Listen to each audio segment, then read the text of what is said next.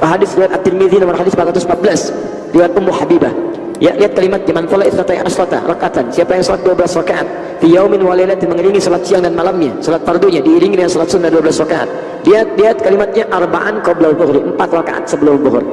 4 rakaat sebelum zuhur. Kalimat qabla melekat, tapi subuh selain disebut qabla, setelah nanti ujung hadis ini juga disebutkan kalimat rakaat al-fajr, 2 rakaat fajar. Saking pentingnya ini, bahkan Nabi mengamalkan amalan yang tidak biasa pada umumnya. Orang yang ketinggalan sholatnya, misal satu, ketinggalan sholat fardunya, harusnya jam 4.29, dia bangun 9:24, belum sholat dia dan kesiangan karena uzur syar'i, maka dia boleh bangun, dan pada saat bangunnya di situ waktu sholatnya, khusus waktu subuh dia masih boleh bahkan sholat sunnah dulu. Saking pentingnya. Nabi dulu pernah dalam perjalanan, tiba-tiba kemudian berkata kepada Bilal, kamu jaga. Kata Bilal, saya insya Allah tidur, saya bangun Rasulullah sebelum subuh. Awas kamu ya. Tiba-tiba tidur, ikut tidur. Betul memang pada bangun. Kapan bangunnya? Setelah matahari terik. Rupanya ketiduran. Saat matahari sudah mulai bersinar, Nabi kemudian merasakan ada sesuatu dan bangun Nabi. Lihat, mudah bagi Allah untuk menyentuh Nabi bangun sebelum subuh. Mudah. Tapi kenapa diizinkan sampai matahari kemudian mulai menyinari wajahnya? Supaya menjadi sumber hukum bagi kita. Kalau ada yang kesiangan, seperti apa mengatasinya? Itu cara membacanya. Begitu bangun kata Nabi, wailak ya Bilal, celaka kamu Bilal, janji begini, nyatanya begitu. Kata Bilal, maafkan saya Rasulullah, kamu lain kali jangan berjanji kalau tidak sanggup untuk melakukannya. Ikhtiar, berlindung kepada Allah. Silakan berwudu, kamu azan.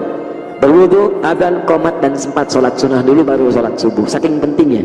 Bahkan yang kedua, hukumnya agak unik. Bagi yang terbiasa sholat 2 rakaat fajar, mengiringi sholat subuh, tiba-tiba terlambat dia misalnya ke masjid, begitu ke masjid sudah dimulai sholat subuh, maka dia boleh menunaikannya setelah sholat subuh ditunaikan.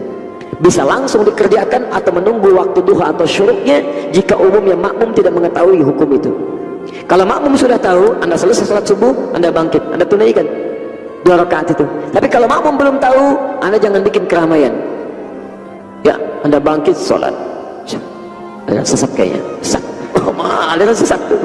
Ramai orang tunggu waktu syuruk, kemudian hadir, Anda niatkan untuk mengganti yang itu. Coba rakaat fajar sebelum subuh, tapi kenapa dikerjakan setelah subuh? Ada kasus, sama kasus dengan orang tidak mendapatkan 2 rakaat ba'da zuhur. Sama kasusnya, karena itu diikat dengan 12 rakaat tadi. Arba'an qabla zuhri, raka'ataini ba'daha, raka'ataini qabla al-maghrib, raka'ataini ba'da al-maghrib, raka'ataini ba'da al-isya, raka'ataini qabla subhi. 4 rakaat sebelum zuhur, 2 rakaat setelah zuhur. Ada yang tidak mendapatinya, maka dia dapatkan setelah kemudian masuk waktu asar, dia kerjakan pada saat itu. Paham? Di hadis ini bukan menunjukkan sholat khusus sengaja dikerjakan pada saat asar, bukan, karena tidak ada ba'diyah asar. Ya, jadi kalaupun dikerjakan kemudian di rumah bukan dalam konteks itu, Anda gali lagi apa yang dikerjakan. Apakah Nabi mengerjakan ba'diyah asar atau mengerjakan sholat tertentu yang sebelumnya tidak sempat dikerjakan? Itu yang harus Anda cari. Jelas?